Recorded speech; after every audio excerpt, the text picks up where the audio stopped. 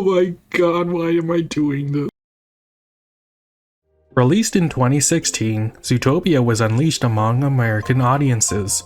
It introduced a new generation of children to the idea that foxes can be hot. Although making $1 bazillion in the box office, this idea of hot foxes is not new. There have been many hot foxes in the past that have sexually confused generations of kids. So let's deep dive into the foxhole and see what we can find.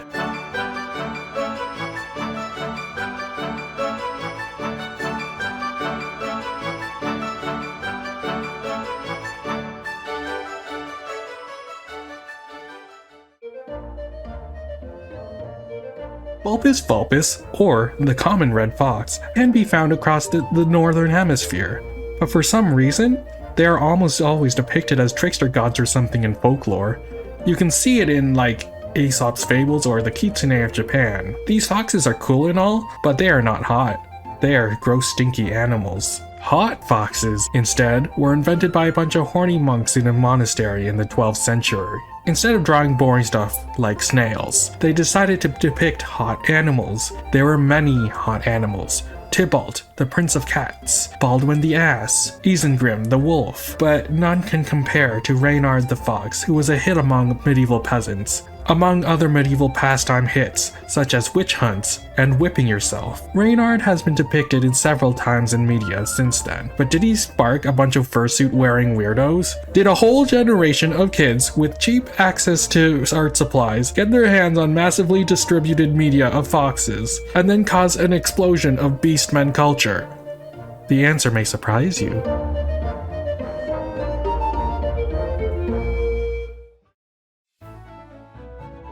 It was not until the dawn of animation did we see hot foxes come to life. As still images did not capture the graceful motions of these creatures, we had to wait until horny animators painted cells depicting them. From Pinocchio to Splash Mountain, we saw these foxes as tricky, vile creatures. But can foxes be handsome and charming? A contemporary spin on an old English tale may have the answer. Okay, so this topic deserves a video on its own, mainly because I bought a Disney Plus subscription just to watch this, and then I ended up watching the menu instead. But anyways, released in 1973, Robin Hood delighted audience with his merry tunes and dulcet British accent. But when young people stared longingly into his eyes in the waterfall scene, and love played in the background, did they fall in love with an anthropomorphic fox? I know I did when I watched it after watching Atlanta Season 3. I was sitting at my desk eating raspberry flavored yogurt and I did not spill it on myself, and I was regaled with a jolly tale of a thieving fox. Thieving fox who wasn't evil or duplicitous. When I finished watching the film, I quickly cleaned up the yogurt stain on my shirt and immediately started drawing. I ended up drawing 4 images of Robin Hood completely nude. Not surprising for a fox that Cosmopolitan deemed the sexiest of all time.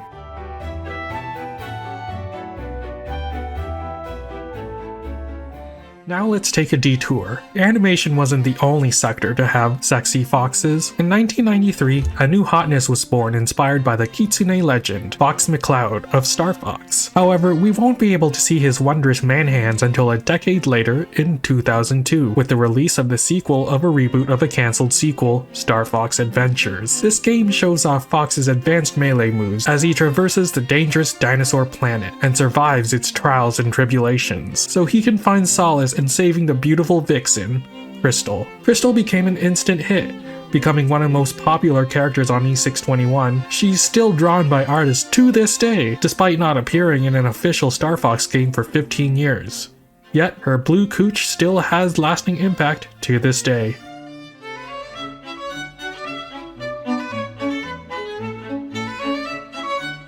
Foxes continue to see their heyday in the furry fandom from then on, from video games, my father passed away, TV, movies, and even music.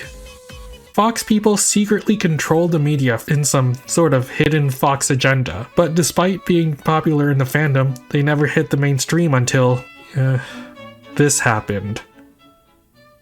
The Zootopia trailer dropped, and every furry flipped out. It was a massive poo tornado in the fandom. Every furry, muscle furries, fat furries, femboy furries, normal furries. Every furry, they got some action from this movie, and nobody got more action than Nick Wilde.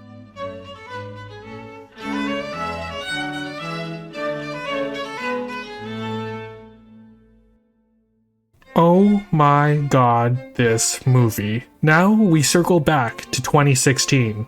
This movie drops. I'm in the theater. I'm here with my normie friends. We all watch and yeah, they think it's alright, but I'm just sitting there with weird romantic thoughts about this fox. They look back at me as I watch the credits roll and they're like, "Are you coming home?" And I'm like, maybe. Well, other furries agreed too. Because Nick Wilde is the most drawn male character ever on E621. His sly attitude, his sultry voice. Although opinions of him have cooled in these past years, we all got foxed up in the theaters.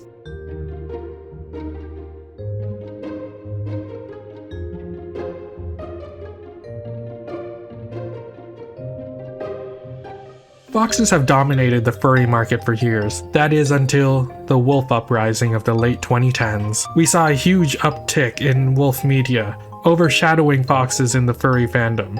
When will foxes ever rise again to take down the wolf menace? Will Reynard finally defeat the mighty Isengrim once again? Will DreamWorks finally reveal a hot fox movie? Who will be the next great fox? Hi everyone, just wanted to let you know that if you enjoyed this video, I just wanted to let you know that you should like, subscribe, do whatever. Please, I'm begging you, I'm on my knees.